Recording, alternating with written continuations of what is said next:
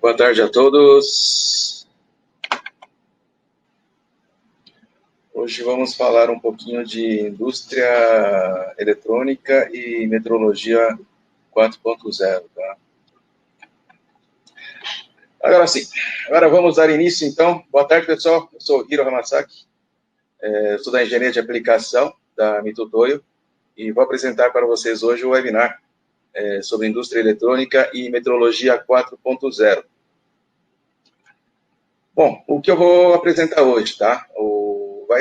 Qual é o assunto do dia de hoje? Tá? Vou falar um pouquinho sobre a indústria eletrônica no Brasil, os equipamentos de medição, né, para as peças ligadas, né, à indústria eletrônica, 5G, né, e IoT, eletrônica automotiva, né, aquela eletrônica embarcada nos veículos, e um pouquinho também sobre algumas peças de veículo elétrico e autônomo, né?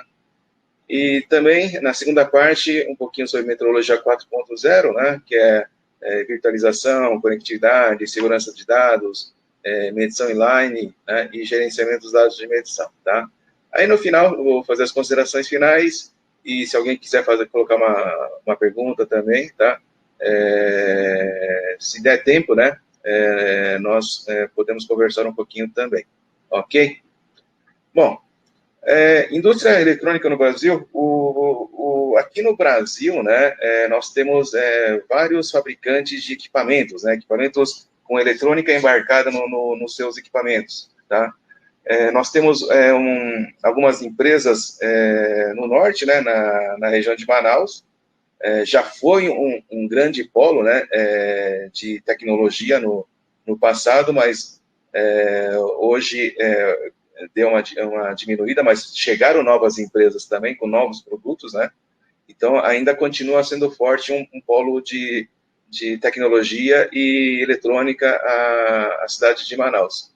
E depois temos algumas empresas também na região sul do Brasil, sudeste, tá? Então temos empresas espalhadas no Brasil todo, né? E o Brasil é um país de mais de 200 milhões de pessoas, né? Ou seja, há muito consumo, né, desses equipamentos, produtos, né? Já vista, né, que né, todo mundo hoje praticamente deve ter um celular, né? Os eletrodomésticos, né? Então, se consome muito produtos eletrônicos aqui no Brasil. Televisão também, nós temos alguns fabricantes de TV LED, né? Hoje já seria uma tecnologia LED, inclusive, né, com resoluções altíssimas, né, sendo fabricadas aqui no Brasil, tá? Eu vou falar um pouquinho, né, dos equipamentos, né? Então, basicamente, né, acho que uma das peças principais, né, que todo equipamento eletrônico tem são as placas de circuito impresso, tá, com seus componentes. Antigamente, eu sou do tempo, né, as placas, né, eram do tipo through hole, né, aqueles com furos, né, onde eu encaixava o componente e soldava, né, ou seja, eu fiz muita manutenção desse tipo de placa, né, tendo que dessoldar um resistor, um capacitor, até um integrado, né, e para fazer a manutenção. Hoje, né, hoje já é uma tecnologia, quer dizer, já, né, de alguns anos atrás já, uma tecnologia SMD, onde os componentes, né, eles são soldados na parte de cima ou na parte de baixo da placa de circuito impresso, né, não tem mais praticamente já não tem mais aquela furação de eu passava os terminais dos componentes eletrônicos e fazia a solda, né. Então, hoje é uma nova tecnologia, tá? Só que o que aconteceu também? Os componentes diminuíram de tamanho, né? Ficaram mais complexos, tá? E há uma necessidade de fazer o controle dimensional, né? Tanto da placa, né? Sem os componentes, mas também é necessário verificar o posicionamento desses componentes eletrônicos na placa. Se o componente estiver desalinhado, né? Na hora de fazer a montagem e na hora de fazer a solda, vai acabar provocando curto-circuito na placa, né? Então, o posicionamento do componente sobre a placa é muito importante. Haja vista que algumas empresas aqui no Brasil, né, fazem esse tipo de controle através de uma máquina ótica, ok? Vou falar um pouquinho dos equipamentos de medição, né, para esse tipo de componente, né, no caso seria a placa de circuito impresso e seus componentes. Nós temos, e basicamente vai ser medição por imagem, né, vai ter alguma coisa de medição por toque, mas o forte, né, desse tipo de peça são os equipamentos óticos, né, medição por imagem. No caso da Mitutoyo, nós temos a câmera, né, para a máquina tridimensional, ou seja, né, a máquina tridimensional, né, todo mundo conhece, mais pela questão de fazer a medição por toque, mas ela tem um recurso, né, de colocar uma câmera no equipamento e fazer medição por imagem. Então, na figura que vocês, do lado esquerdo, vocês estão vendo o QVP, né, que é o nosso, que é a nossa câmera para tridimensional, com iluminação LED, tá? É utilizado um programa chamado Vision Pack, né, para fazer a medição ótica, e você pode trabalhar em conjunto a medição por toque e por imagem, tá? Então, eu não preciso medir tudo que tiver toque, depois tudo que tiver imagem, tá? Separadamente, tá? Eu consigo fazer a utilização desse recurso, desses dois recursos ao mesmo tempo.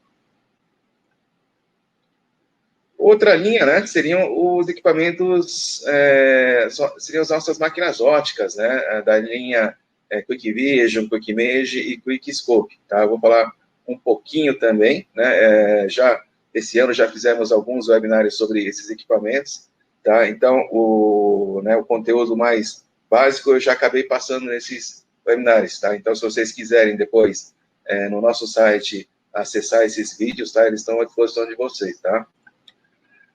Eu vou falar rapidamente da Quick Image, né? Quick Image é um equipamento de medição manual, mas com algumas características para poder fazer uma medição rápida. Então, ele é muito útil, por exemplo, no recebimento de uma empresa, né? Ou na parte final, né, da produção, na liberação do produto, tá? Porque o intuito desse equipamento é eu colocar a peça sobre a mesa, apertar um botão e o equipamento já fazer a medição.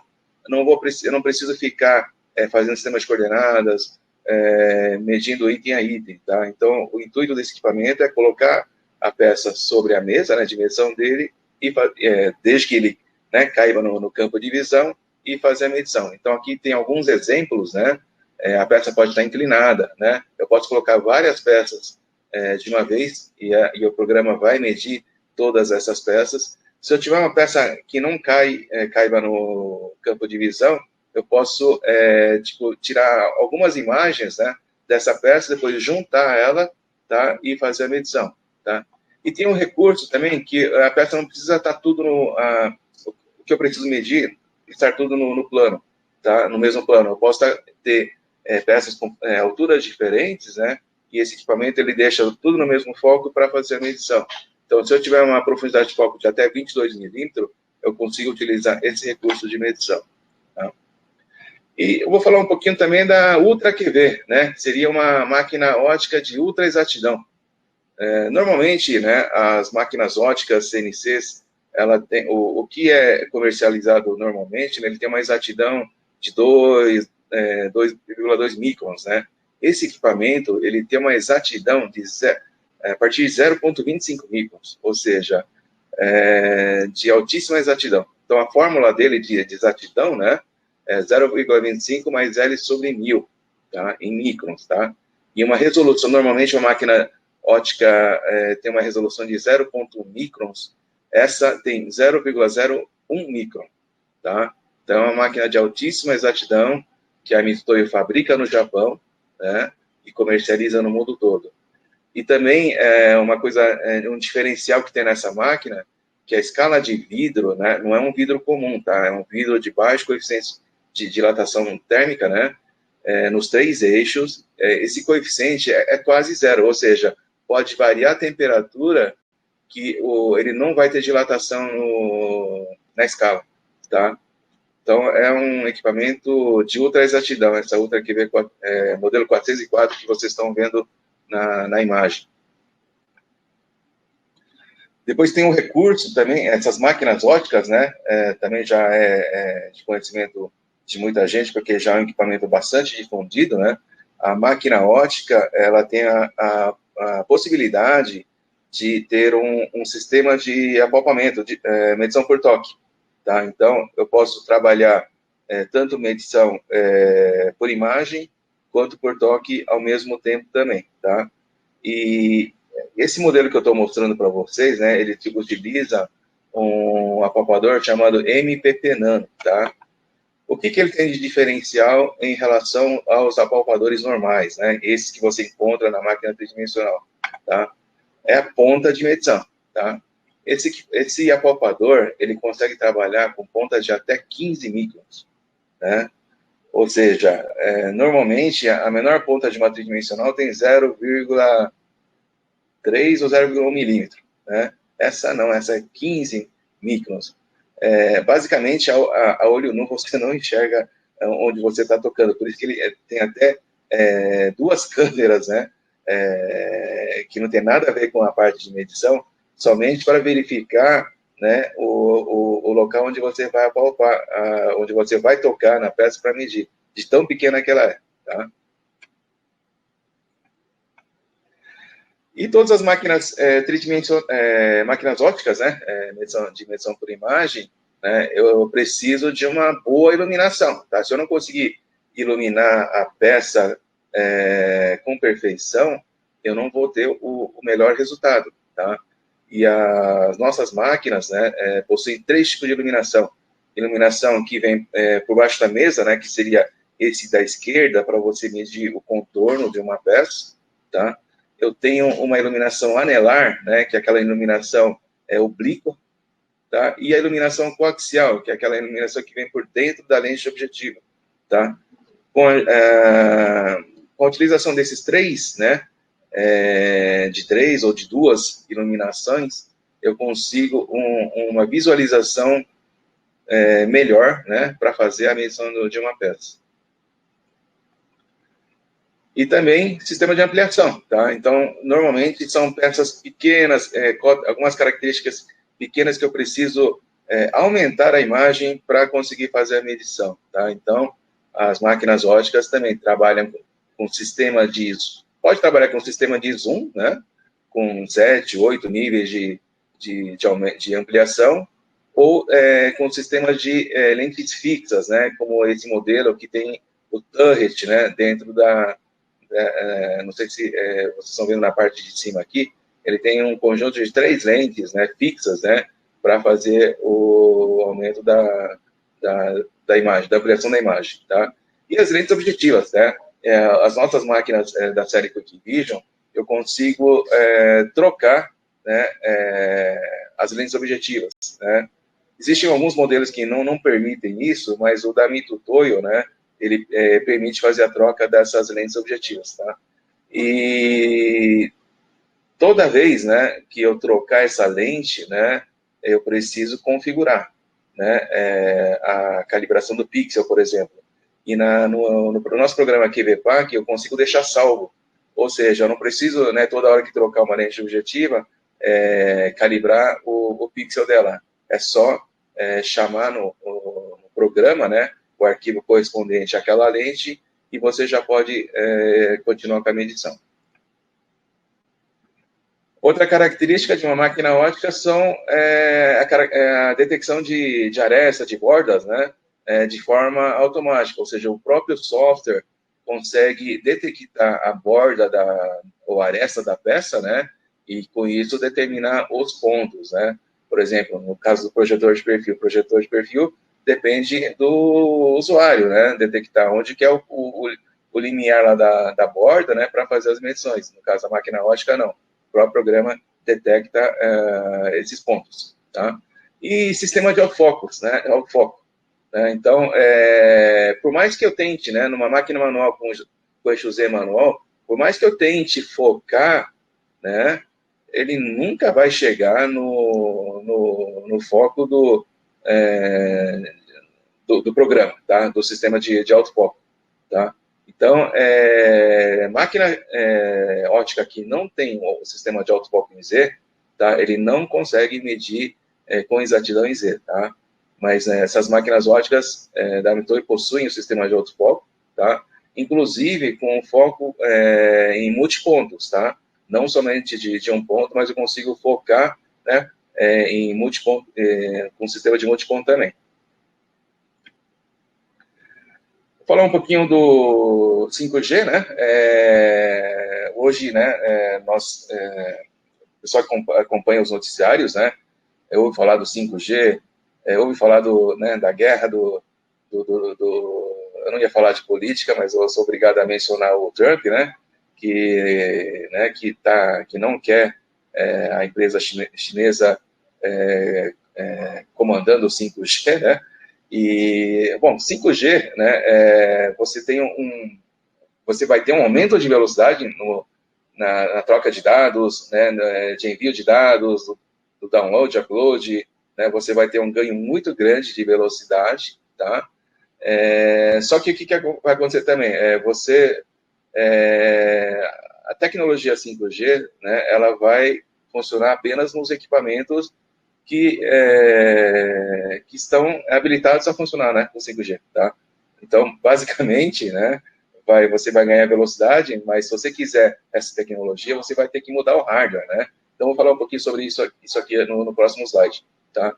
Então, por que 5G e IoT, né? A internet das coisas, tá? Com o aumento da velocidade, né? Hoje, né? Vou ler um pouquinho aqui o que eu escrevi aqui, né? O 5G ele vai fazer com que tenha muito mais tipo de conexões, né? Com a internet das coisas, né? Hoje, isso aqui eu verifiquei um estudo, né, que o pessoal fez. Hoje existe mais aproximadamente 35 bilhões, né, de conexões, né, no IoT. Com 5G, a tendência é subir para 83 bilhões até 2024, né? E o que isso vai, onde que isso vai ajudar, né? Isso vai acabar ajudando na cirurgia remota, né? E também nos carros autônomos, né? Hoje o carro autônomo, ele tem lá a câmera dele, o sensor dele, né? Mas só que ele não fica conversando com os outros equipamentos. Com o 5G, né, existe essa possibilidade, né, do carro autônomo conversar com os outros carros autônomos, né, e também com sistema de semáforo, para evitar, né, inclusive acidentes, as coisas. Então, com a tecnologia 5G, com o avanço da velocidade e da baixa latência, né, a tendência, né, haver muitas conexões, né, e com isso melhorar esse sistema de carros autônomos aí, né.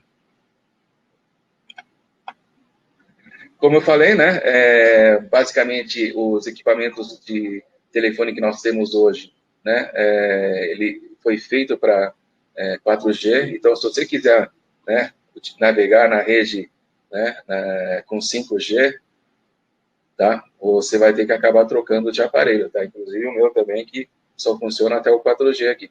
Vai funcionar, né, no 5G, só que você não vai ter o ganho de velocidade da rede 5G, tá. Então, o que vai acontecer, né? Tendência é ter novos equipamentos, né? Novos equipamentos com tecnologia 5G, e com isso vai aumentar muito a demanda de medição para fazer controle dimensional dessas peças, tá? O que vai acontecer também? As tolerâncias vão começar a ficar mais apertadas, né? Vão aparecer peças mais precisas para você medir, né? Peças mais complexas, tá? E também vai ter que ter melhores recursos de medição para atender essa demanda.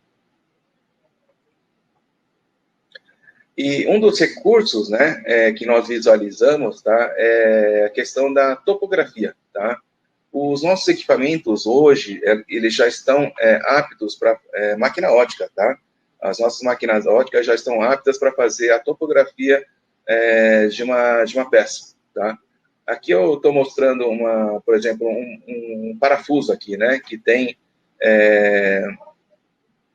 vários, né, alturas, pontos diferentes para fazer a topografia, né? Então, a nossa máquina ótica, né, eu tenho um recurso, um programa chamado PFF, né, que é para fazer medição em alturas diferentes, né, ou seja, ele vai fazer vários, como se estivesse tirando várias fotografias, né, em alturas diferentes, para criar essa imagem em topografia, tá? E com essa imagem, né, eu consigo, por exemplo, fazer um corte nele, né, e fazer a medição do perfil, tá? Então, já existe esse recurso, tá, nas nossas máquinas óticas, tá? Então, se alguém, né, tiver uma necessidade de fazer uma topografia, depois fazer um corte e depois fazer uma análise desse perfil, né, saibam que já existe esse programa e ele funciona nos nossos equipamentos óticos mais simples, tá? Não é necessário que você tenha uma máquina ótica de ultra exatidão, por exemplo, tá? Aqui é um exemplo, né, agora aplicado para a indústria eletrônica, né, que são essas placas de circuito impresso, onde eu preciso medir o volume da pasta de solda, tá? Então, utilizando aquele exemplo, né, do slide anterior, né, que eu vou tirando fotos, né, em alturas diferentes, tá? Então, eu consigo criar essa imagem à esquerda da pasta de solda e, com isso, calcular o volume de solda, o volume da pasta de solda. Tá? Então, esse programa PFF consegue fazer esse tipo de análise e de medição também, tá? Outra coisa são essas matrizes, né? Em inglês chama de BGA, né? E, assim, numa tradução livre que eu pesquisei, chama bola de solda, tá? Então, essas matrizes aqui, né, onde vão encaixados memórias, processadores, né, são várias bolas, né, de solda, tá, onde é feito o contato com a memória, com o processador, tá? E aqui o importante é você verificar a altura, né? Se eu tiver muita variação de altura aqui, tá? Com certeza, né? Algum ponto não vai estar com um mau contato ou até sem contato nenhum, tá? Aí perde totalmente a eficácia da memória ou do processador, tá? Então, uma forma de eu fazer essa medição ou essa análise é utilizando o programa PFF, tá? Então, eu faço a topografia, né, dessas bolas de solda, né, e através esse desenho da esquerda aqui, né, que é a tela do programa, onde eu fiz, eu consigo ver, né, na matriz toda, como é que está visualmente, né, e depois também eu consigo medir a altura dele também, para saber como é que ele está, tá? Então, é um recurso, né, que eu posso aplicar na indústria eletrônica. Outra aplicação, né, seriam sensores de interferometria por luz branca, tá? Esse exemplo aqui da esquerda, né, seria a medição padrão, né, de uma máquina ótica numa placa de circuito impresso, onde eu faço a medição das alturas, dos passos, diâmetros, distâncias e ângulos, né, utilizando a lente objetiva, né, que fica aqui no meio, tá? Só que nas máquinas óticas, né, também tem um recurso, né, de uma outra lente para fazer a medição ou sensor, né, para fazer a medição por interferometria por luz branca, tá? O que vai me gerar esse recurso, né? Esse recurso, ele vai permitir que você faça uma análise em 3D, tá? Da textura, por exemplo, tá? Então, aqui, né, você está vendo uma imagem 3D, né, como se fosse uma topografia também, tá? Onde eu consigo também fazer análise, a medição, né, por exemplo, da rugosidade, por exemplo, tá? E também do dimensional, distância e altura também, tá?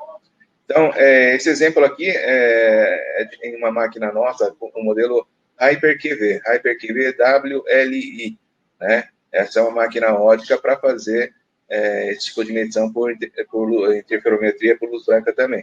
Então, ele permite esse recurso. Tá?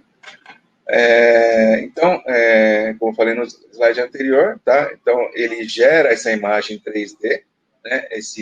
essa interferometria, né, eu consigo, por exemplo, extrair um pedaço, né, dessa área aqui e fazer análise, tá? Bom, então eu consigo fazer uma extração da área, tá? E fazer essa análise aqui. E também, eu posso, por exemplo, fazer um corte e fazer a análise da rugosidade, ou seja, medição da rugosidade. Tá? Então, esse exemplo da direita, né, então é para fazer tanto a análise quanto a medição da rugosidade. E como eu falei, né, ele permite também fazer a medição dimensional, ou seja, aqui no caso eu estou medindo, né, essas aqui são as características que eu consigo medir, que são a distância, a espessura e a altura, né.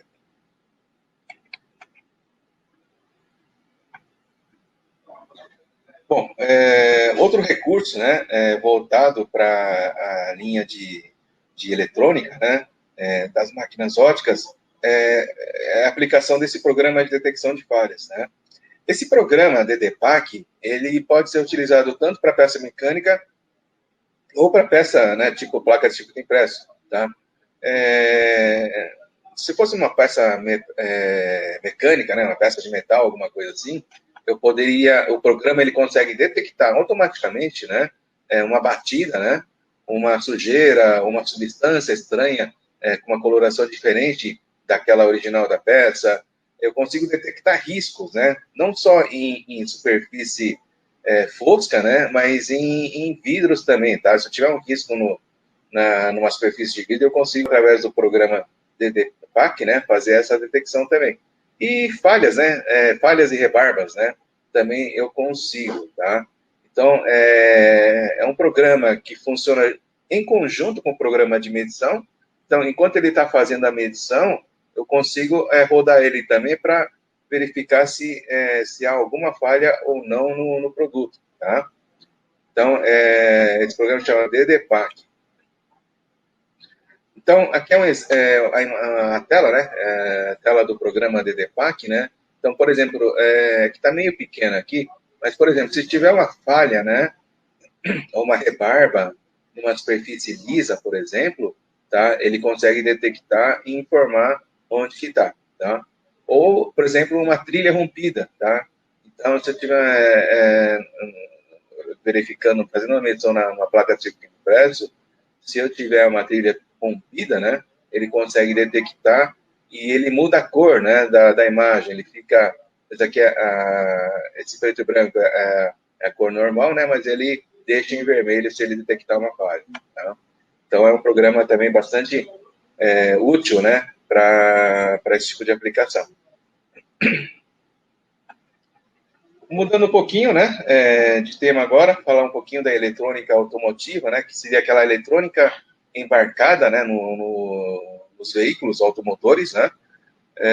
Hoje, até inclusive, existem cursos, né, voltados para a indústria, para a eletrônica automotiva, né, onde é ensinado, né, sobre motores elétricos, os módulos eletrônicos, né, que fazem o gerenciamento do veículo, né, tecnologia de comunicação, fazer o monitoramento do desempenho do veículo, né, quantos quilômetros por litro ele está fazendo, verificar a pressão do pneu, né, sistemas de conforto, né, conveniência e segurança. Hoje existem esses controles de estabilidade nos veículos, né, inclusive controle adaptivo, né, para você ter para ele mesmo fazer a frenagem de emergência, né. Então, hoje existe muita eletrônica, né, embarcada nos veículos, né.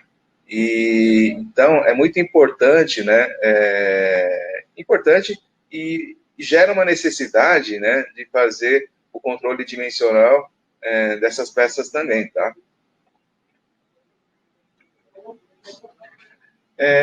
Veículo elétrico e autônomo, né? Aqui no Brasil, infelizmente, ainda não temos nenhum fabricante de veículos elétricos, né? Os poucos que nós vemos aqui são todos importados, tá? Mas eu creio que seja uma tendência, né, no futuro, né, O Brasil, por ser uma potência em termos de quantidade de veículos, né, eu creio que no futuro próximo, né, alguma fábrica comece a produzir aqui, ou, né, pelo menos alguns componentes, né, comecem a ser fabricados aqui no Brasil, tá? Eu vou falar um pouquinho sobre o motor core, né, que também a tendência, né, há um estudo que o veículo elétrico, né, hoje, né, o veículo elétrico, ele tem, se eu não me engano, acho que 1/3 da quantidade de peças que existe nos veículos a combustão, né? Ou seja, vai diminuir bastante a quantidade de peças, mas em contrapartida vai aumentar bastante o número de peças eletrônicas no veículo, né? Inclusive, em termos de chicote elétrico, né, parece que um carro padrão, ele tem, se eu não me engano, acho que 400 cabos, né, um carro premium, né, que seria aquele carro já com uma tecnologia, com mais tecnologia embarcada, teria 800 metros, e o carro elétrico, se eu não me engano, são 1.000 metros ou seja, 1 quilômetro de cabo dentro desculpa, 1.000 cabos, né, dentro do veículo elétrico, né, e não sei quantos, isso dá não sei quantos quilômetros de cabo também se eu juntar um do lado do outro, né. Então, quantidade bastante grande de peças eletrônicas dentro desses veículos, né. Mesmo não sendo elétrico, né, esses carros mais modernos já tem muita eletrônica embarcada nele. Falar um pouquinho dos módulos eletrônicos, né, que estão presentes tanto nesse segmento de carro elétrico, mas também nos carros híbridos e nos carros mais modernos, né, de hoje em dia, tá? Esses módulos, eles fazem o gerenciamento, né, de todo o sistema de injeção, transmissão, o painel de controle de tração, estabilidade, central multimídia, carregador wireless, os inversores, no caso dos carros elétricos, né, que transformam a energia da bateria na energia para movimentar o veículo, né, e por ser equipamentos eletrônicos, né, possuem placas, possuem componentes, né, e muitas vezes, né, eu preciso fazer o controle dimensional dessas peças, né. Então, vai gerar uma necessidade grande, né, de medição tanto das placas, dos semicondutores, né, e também dissipador de calor, né. Então, são peças que vão gerar, né, calor, né. Então, eu vou precisar de dissipador. E você sabe que dissipador também é necessário fazer um controle dimensional nele, tá? Então, ele tem uma especificação própria para ela, né? Então, nas nossas máquinas lógicas, nós fazemos, alguns clientes, né, fazem medição desses dissipadores também. Bateria, né, que seria o coração, o pulmão do carro, né? Se eu não me engano, hoje existem 2 modelos, né? Esse tipo lâmina, né, que eu estou mostrando agora aqui, e do tipo pilha, né? Que nós utilizamos aquelas pilhas AA, 3A, né? Aqueles modelos cilíndricos, né? Parece que no carro da Tesla são esses cilíndricos, né? Mas em alguns outros fabricantes, tipo a Nissan, utilizam essas baterias tipo lâmina, né? E essas baterias íon-lítio, né? Que são as baterias mais difundidas atualmente no mundo, né? Eu fiz uma pesquisa aqui, né? O porquê de todo mundo utilizar a bateria íon-lítio, né? Eu escrevi aqui em cima aqui, ó. Ele tem uma grande vida útil, né? Esse tipo de bateria, né? Não tem mais efeito memória, né? Eu não sei se vocês lembram, né? Naqueles primeiros celulares, né? Antes do iPhone, né? Que utilizava, eu não lembro que tipo de bateria que era. Se eu, sei lá, não carregasse a bateria do celular completa, né, e ficasse utilizando ela sempre dessa forma, ele criava um efeito memória e você não conseguia mais carregar ela completamente, né? Então, os primeiros celulares tinham esse problema de de efeito memória nas baterias. Hoje não. Com a bateria íon-lítio eu não tenho mais esse problema, né? Então, numa emergência eu carrego ela a 50%, uso, né? Aí na próxima vez, se eu for tentar carregar 100%, eu já consigo. Eu não vou ter esse problema futuramente, tá? Então, é uma grande vantagem dessas baterias íon-lítio, tá? E grande densidade volumétrica de energia, né? Então, ela consegue armazenar uma carga bastante grande, né? Para que você possa utilizar por mais tempo, tá? E o que eu preciso medir nessas baterias, né, íon-lítio, né, do tipo lâmina, né? Ela é composta de eletrodos, tanto positivo quanto negativo, os anodos e os catodos, né? Existe, logicamente, tem um separador entre eles, tá? Mas se o dimensional de um ou outro não tiver dentro daquela especificação, o que acontece? Ela pode, né, uma lâmina vai estar maior e a outra menor, né? E quando você sobrepor ela, pode dar um curto-circuito nela. Então, esses fabricantes, né, eles prezam bastante no dimensional da bateria para não ter esse tipo de problema. Tá? Então, é uma necessidade de fazer esse tipo de controle dimensional da bateria. E o motor core, né, do estator, do rotor, né, que vai fazer a geração de energia para a movimentação do veículo, né. E nessas peças eu preciso fazer o controle dimensional, né, por exemplo, uma comparação do perfil, tá. Isso aqui é uma imagem feita numa máquina ótica, né, na Quick Vision Active, tá, e utilizando o programa Form Trace PAC, que é o mesmo programa para fazer a medição utilizado nos perfilômetros, né, eu consigo fazer uma comparação do perfil, tá? Então, o equipamento vai me gerar esse perfil 2D, né, da peça, e eu chamo o modelo matemático e faço uma comparação, tá? Se tiver verde, significa que ele está dentro da tolerância, se tiver vermelho, ele está fora da tolerância, tá? Então, eu consigo fazer uma comparação do perfil utilizando a máquina ótica. Outra medição seriam os dimensionais mesmos, né? Então, eu consigo, né, também utilizar o mesmo equipamento, o mesmo programa Form 3 Spark AP e fazer o dimensional da peça, né? Então, ângulos, distâncias, né, raios, né? Então, eu consigo fazer esse tipo de medição. Mudando um pouquinho, né, agora indo para a metrologia 4.0, tá? Então, a metrologia 4.0 é usar a tecnologia de medição para se conectar à indústria 4.0 ou ao Smart Factory. Tá? Um dos primeiros passos, né, é a virtualização, tá? na indústria 4.0. Tá? Eu preciso melhorar, né, para você melhorar o processo de fabricação, você precisa ter todos os dados, né, de medição digitalizados, tá? Tem a questão da conectividade também, né? Hoje é utilizado o padrão internet, né? Que é um dos mais conhecidos, utilizados aí no mercado, tá? Para fazer a conectividade. E a segurança dos dados, né? Tanto a segurança de você não permitir, né, que alguma outra pessoa, algum hacker acesse essas informações, mas também a segurança em questão de você ter esses dados armazenados, guardados no servidor, tá? Para que você possa acessar essas informações. Então, um dos recursos, né, hoje, né, no caso dos equipamentos da Mitutoyo, tá, eu tenho o Status Monitor, tá?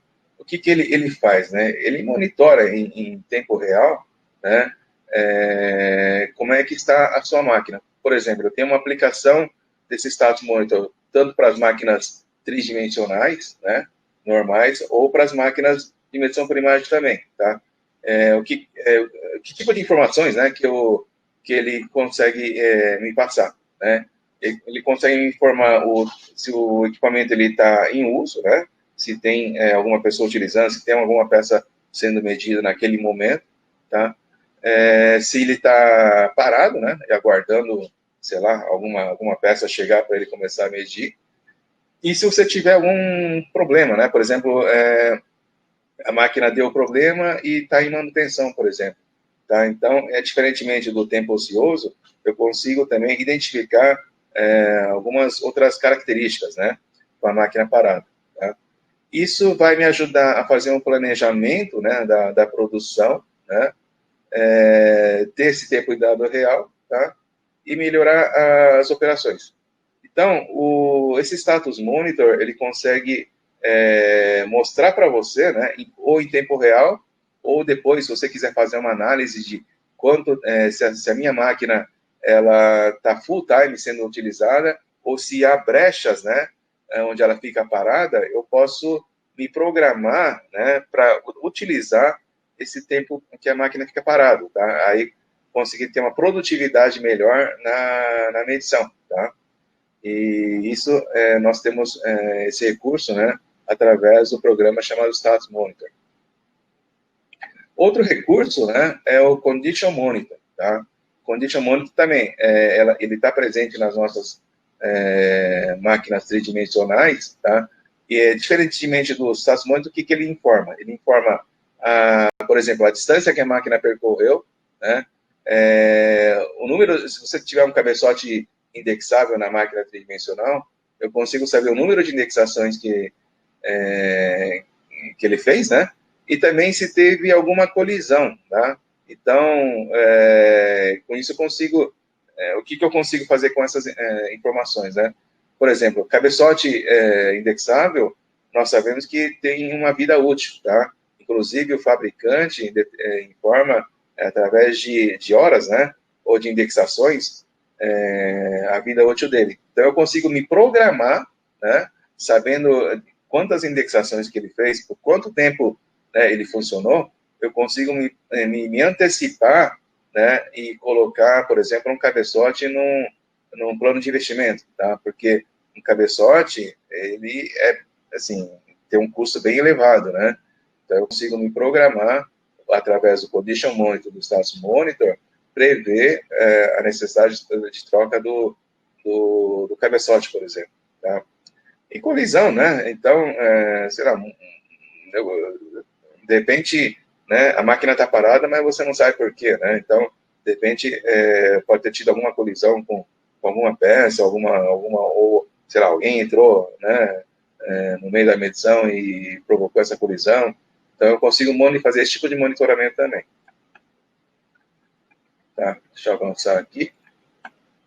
Então, hoje, os nossos equipamentos, eles têm a possibilidade, né, de fazer essa comunicação, né, enviar as informações em tempo real das medições, tá?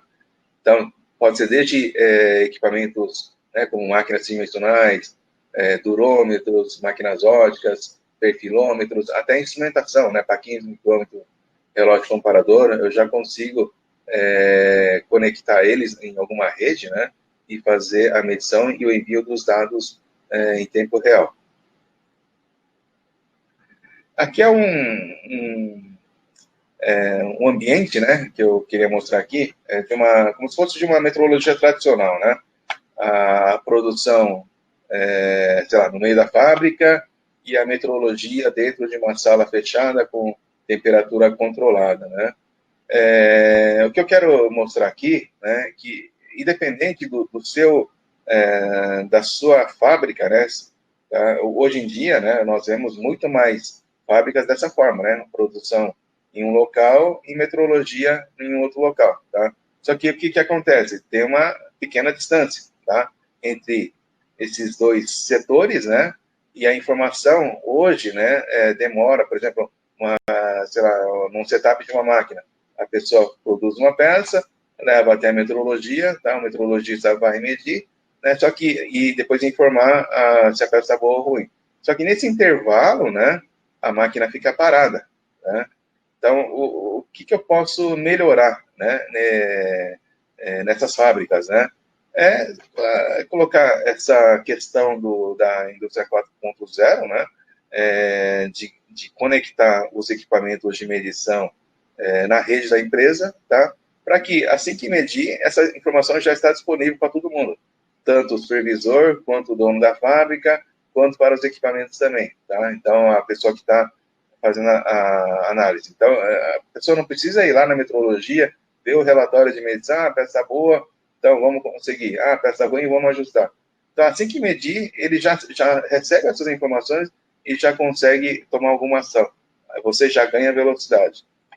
Ou num sistema de medição inline, né, onde os equipamentos, as máquinas de medição, agora estão no meio da produção, ou seja, está produzindo peça e a máquina acabou de produzir a peça, a máquina já consegue fazer a medição e informar se a peça está boa ou está ruim, tá? Então, assim, ainda no Brasil ainda não é muito, né, difundido esse sistema, né, de medição inline, mas a tendência é essa, tá? De você ter ganho de velocidade, produtividade, através de um sistema de medição inline. Tá?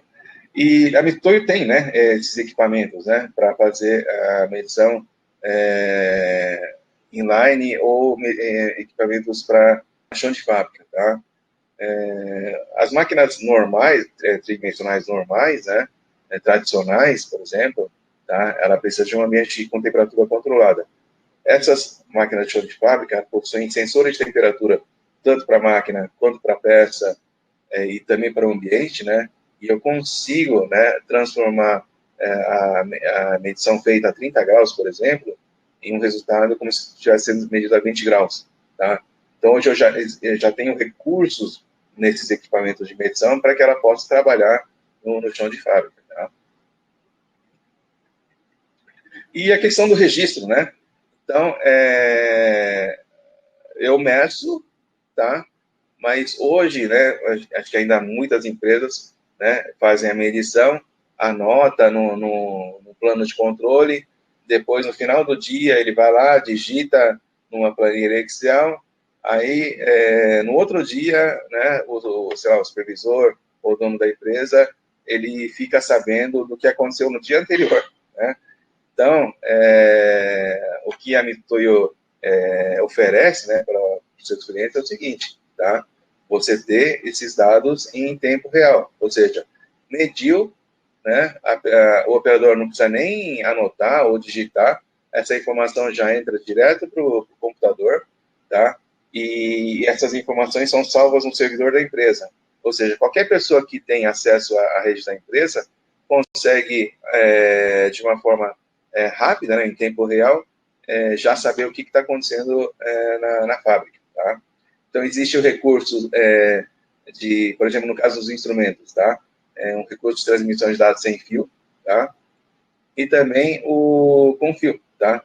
Então, logicamente, aqui eu vou precisar estar próximo do computador, né, ligado diretamente no desktop ou no notebook, e na imagem anterior eu posso estar com o instrumento até uma distância de até 20 metros, né, que você vai conseguir fazer a transmissão desses dados, tá?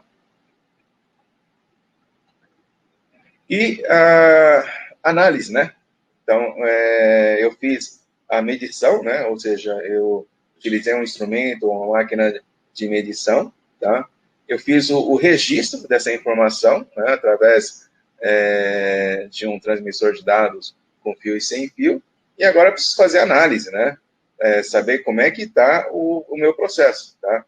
E a Mitoyo oferece esse programa chamado Mesolink, tá? Esse programa Mesolink, ele funciona tanto em conjunto com o equipamento que tem um programa de medição, ou também para instrumentação, né? Então, naquele slide anterior, né, que eu faço a medição, aperto um botão e mando os dados para o computador, tá? Eu posso jogar a informação diretamente para o Mesolink, tá? Ou numa máquina tridimensional, o programa fez está rodando o programa CNC, né? Fez a medição e essa medida já entra dentro do Mesolink, tá? E com isso, eu consigo ter esse registro, né, dessas medições e saber já como é que está o processo. Tá? Então, aqui, por exemplo, aqui é um exemplo de o meu processo que está variando muito, né? Um processo, vamos dizer assim, não estável, tá? Então, eu posso aqui fazer essa análise, né, do meu processo para ver o que está acontecendo para o meu processo não estar estável, tá?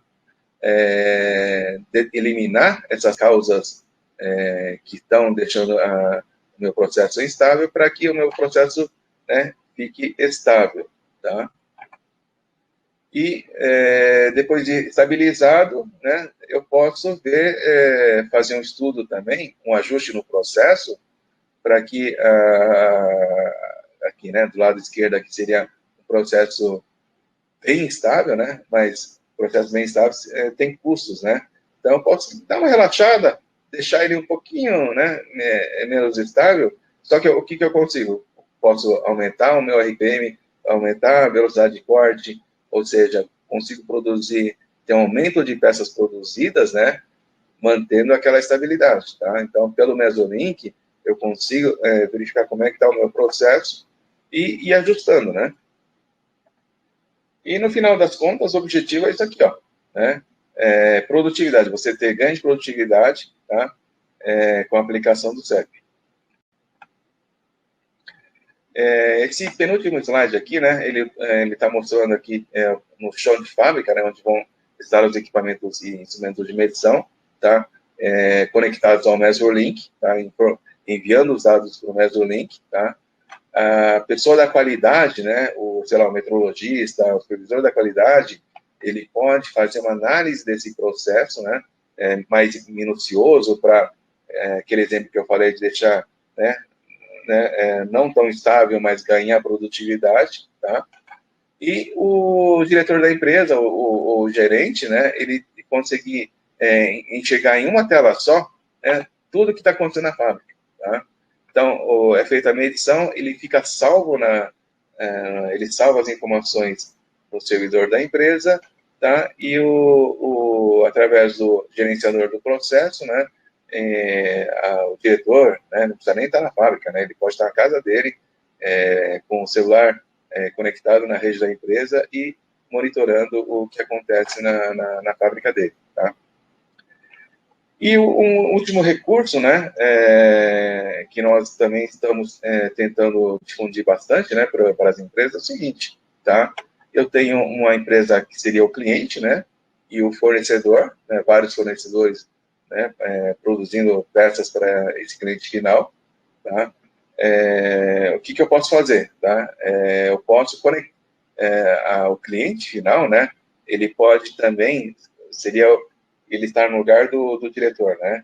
Ele pode verificar em tempo real o que está acontecendo no processo, na produção do seu fornecedor, né? Então, eu consigo trabalhar dessa forma, ter vários fornecedores, né? Fabricando peças, medindo peças, né? Salvando essas informações na nuvem, por exemplo, tá? E eu, como cliente, verificar em tempo real o processo dele. O que isso vai me agregar? Ou o que isso vai fazer? Com que eu tenha a qualidade assegurada, tá? Então, se eu verificar que o meu professor está produzindo uma peça boa, tá? Eu não tenho mais necessidade de chegar no meu recebimento e fazer a medição novamente dessa peça, tá? Eu estou vendo em tempo real o que está acontecendo e com isso eu tenho uma garantia, né, de que eu vou estar recebendo peças boas também, tá? Então, se alguém tiver essa curiosidade de conhecer mais esse tipo de conceito, né, esse conceito do cliente fornecedor, por favor, entre em contato com a gente, tá? E a gente vai estar explicando com mais detalhes isso aí. Bom, pessoal, chegou ao fim a minha apresentação. Eu queria agradecer, né, esse quase uma hora aí de paciência, né, de estar assistindo a minha palestra, meu seminário, né, e ela vai estar salva, tá? E também os certificados, né? Então, os certificados vão estar disponíveis para vocês, para pessoas que ficaram o tempo todo com a gente aqui, tá? Então, muito obrigado. Eu vou fazer o seguinte, deixa eu fechar a minha apresentação aqui. Eu vou abrir o chat aqui agora. Bom, o Lucas deve ter respondido, né, algumas perguntas, mas depois, no final, eu vou passar um pente fino no chat aqui. Se tiver alguma pergunta sem resposta, eu vou estar respondendo, tá? Como falei, vocês podem estar enviando perguntas, né? Ou solicitando informações no meu e-mail, hiro, hiro, @mitotoyo.com.br, tá? Então, né, qualquer dúvida, qualquer, né, questionamento, sugestões, né, críticas, por favor, pode estar mandando, tá? Eu estou vendo aqui, o Noronha, né, que sempre participa com a gente aqui, muito obrigado. Aí, Wilson também, Alfredo de Carvalho, muito obrigado também. Tá, pessoal, fica o nosso convite aqui, né? Se vocês quiserem um dia conhecer o nosso showroom, tá? Nós estamos com vários equipamentos para demonstração, tá? Então, só fazer o contato, né? Nós agendamos, nós temos todo o protocolo de segurança aqui contra a Covid, né? Então, por favor, vocês serão bem recebidos e com segurança também, tá? Se alguém quiser uma visita nossa também, né? Por favor, solicitem as visitas ou, né, os web meets também, estamos promovendo o web meet também, tá? Bom, pessoal, vou encerrar então a transmissão. Muitíssimo obrigado pela companhia, tá? E estamos à disposição, tá? Um grande abraço a todos aí.